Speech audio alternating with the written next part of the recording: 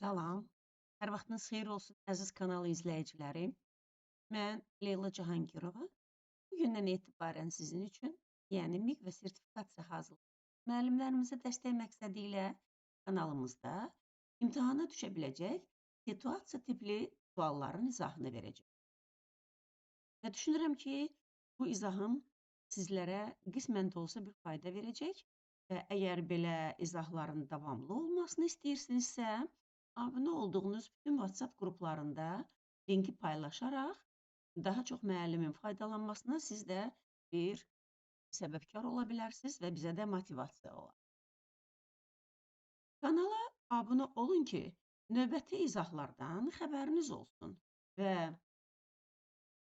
yeni qruplarımıza qatılmaq istəyənlər burada qeyd olunmuş nömrələrə, yəni 050 424 0041 və ya 055 655 35 və 86 nömrələrinə zəng etməklə qeydiyyata düşə bilərsiniz.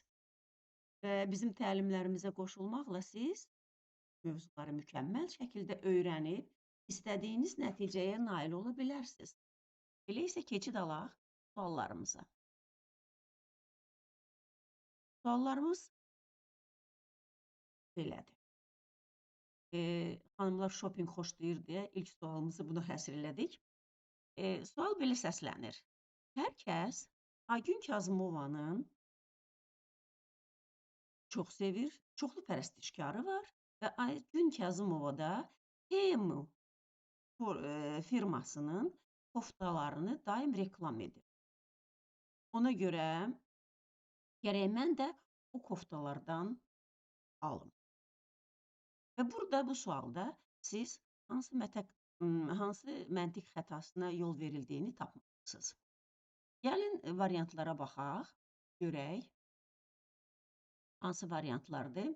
Birincisi, variantın biri nədir? Cəmiyyət tərəfindən qəbul edilmə, özünü bənzətmə, həddən artıq ümumiləşdirmə və şəxsi qərəzlik.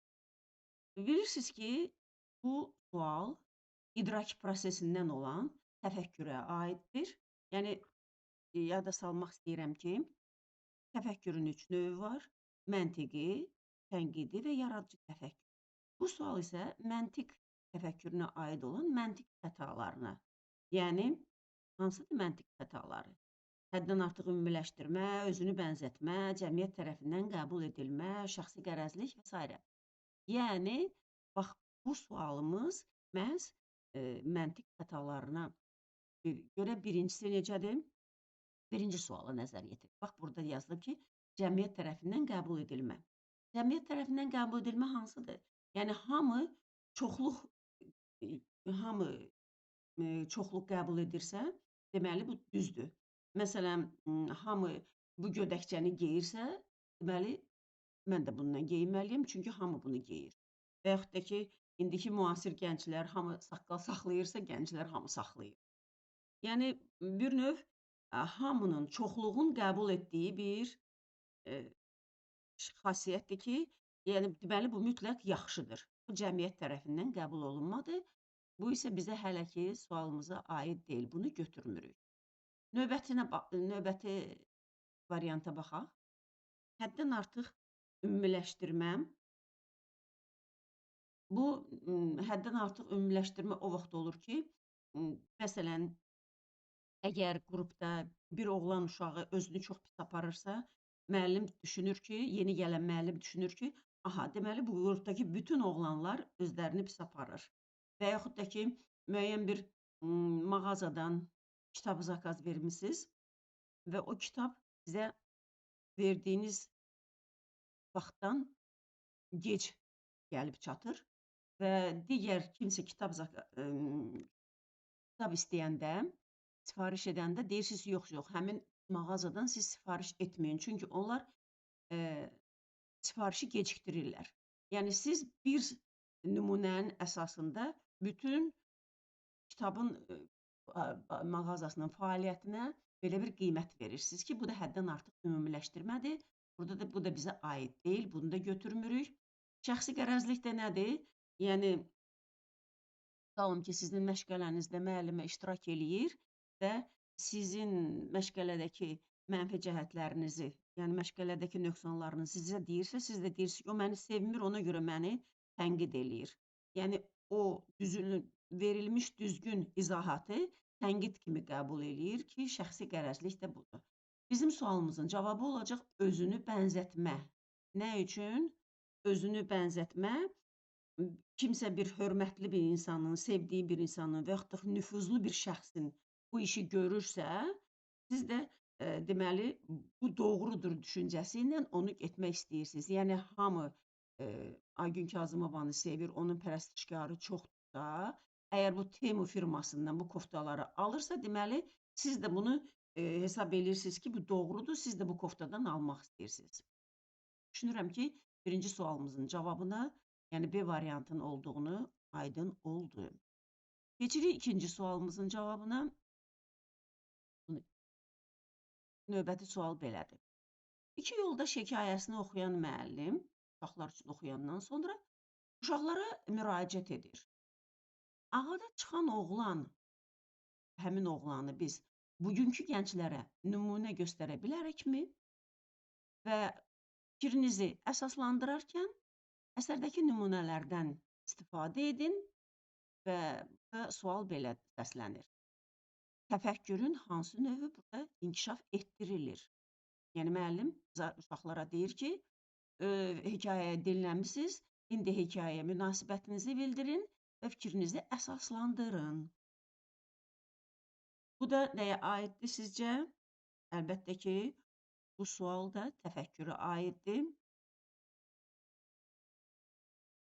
Burada həm də bizim 21-ci əsrdə həyatımızda ən vacib olan 4K bacarıqlarından biri olan məlumatı qiymətləndirmək qabiliyyətidir burada. Yəni nədir? Tənqidi düşüncə, kiməsə, nəyəsə bir səhv tutmaq, irad bildirmək, tənqid etmək deyil, yalnız mənfiləri göstərərək tənqid, yəni fikrini bildirmək, nəyə yaxşıdır, nəyin pis olduğunu mütləq əsasa, sübuta, dəlilə, fakta dayanaraq fikirlərini bildirmək. Ona görə də burada nə olacaq? Cavabımız məntiq yox, yaradıcılıqdan söhbət gedə bilməz. Burada uşaqlar heç bir yaradıcılıqdan istifadə eləmirlər. Sadəcə olaraq fikirlərini bildirəcəklər və fikirlərini müəllim nə deyir? Deyir ki, əsaslandırın. Əgər burada əsaslandırma varsa, deməli nə olacaq? Tənqidi təfəkkür. Cavabımız nə olacaq? C variantı.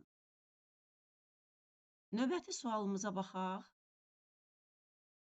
Müəllim Həsənə yaşadığı şəhər haqqında araşdırmalar aparmağı tapşırır.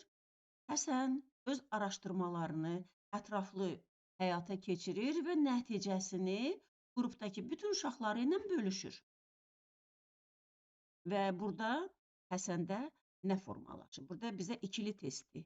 Təkcə görürsünüz cavablarda da var. Fəal vətəndaşlıq, uşaq yönümlülük, milli kimliyin dərki, tələb yönümlülük, milli kimliyin dərki, əməkdaşlıq və s. Yəni, biz belə ikili, üçlü suallar olanda mütləq burada belə bir testin izahında bir çıxdaş məsələsi var.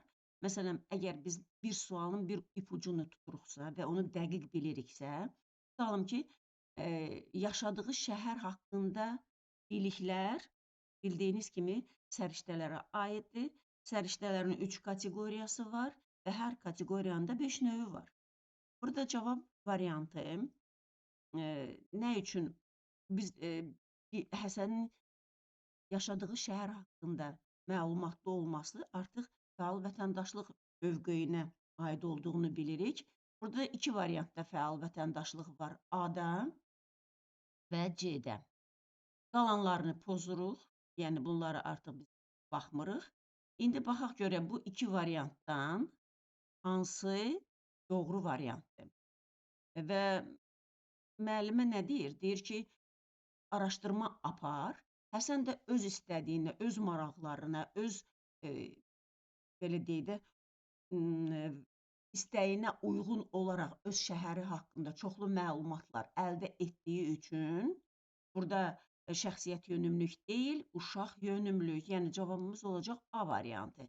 Fəal vətəndaşlıq mövqeyi və uşaq yönümlülük. Yəni bu öz istəyini, arzusunu həyata keçirir. Növbəti sualımız müəllim və inteqrasiyaya aid olan sualdır. Yəni təlimdə inteqrasiya bilirsiniz ki, iki növ var. Üfüqi və şaquli olmaqla iki yerə ayrılır inteqrasiya. Burada müəllim savad təlimi məşğələsində T səsi və hərfi mövzusunu tədris eləyir. Yəni bilirsiniz ki, burada artıq 2.3.1 daha doğrusu əksinə yox, 2.2.4 standartını həyata keçirir və tədris edərkən uşaqların bilik bacarığının yaxşı inkişaf etməsi üçün verilən səsə aid sözlər, səslər, hecalar, cümlələr düzəltməyi tapşırır və daha sonra isə həmin sözlərdə və yaxud hecalardakı səslərin sayını deməyi tapşırır. Bu zaman müəllim hansı inteqrasiyadan istifadə edir? Aha. Sizcə hansı inteqrasiyadır burada? Sözsüz ki, burada bayaq dediyimiz kimi iki inteqrasiya mövcuddur. Əgər müəllim, məsələn, tutalım ki, ornament və naxışlar çəkmək rəsm dərsində uşaqların sevdiyi bir fəaliyyətdir də, düzdür? Yəni, həndəsi fiqurlar üzərində qurulmuş ornament və şəkillər həm rəsm bacarıqlarını, həm də riyaziyyat üçün lazım olan müvafiq mövzunun mənimsənilməsinə şərait yaradır. Yəni, bir mövzunun, bir inkişaf sahəsinin, bir məzmun xəttinin digər məzmun xətti ilə əlaqəsi burada inkişaf sahələri arasında olduğu üçün üfüqi inteqrasiyadır.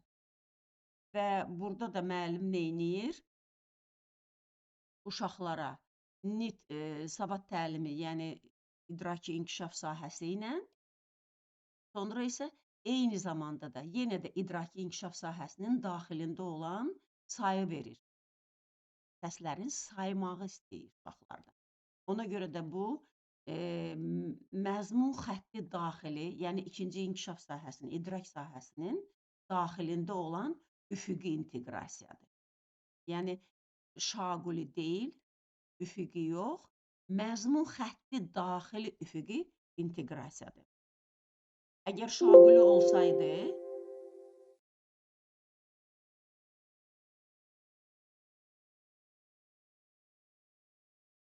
şaquli inteqrasiya nə vaxt olur? Standartlar yaş qrupları üzrə əlaqəli və ardıcıllıq olur. Yəni, buna bəzən qruplar arası inteqrasiya da deyilir. Məsələn, 2.3.1 orta qrupla, yəni sayla 2.3.1-in böyük qrupla əlaqələndirir. Əgər biz 4-5 dairəsində say keçiriksə, mütləq 3 dairəsində saya müraciət edirik, yəni orta qrupa müraciət edib mövzunu orta qrupla inteqrasiya edirik. Burada isə inkişaf sahəsi daxili üfüqi inteqrasiyadır.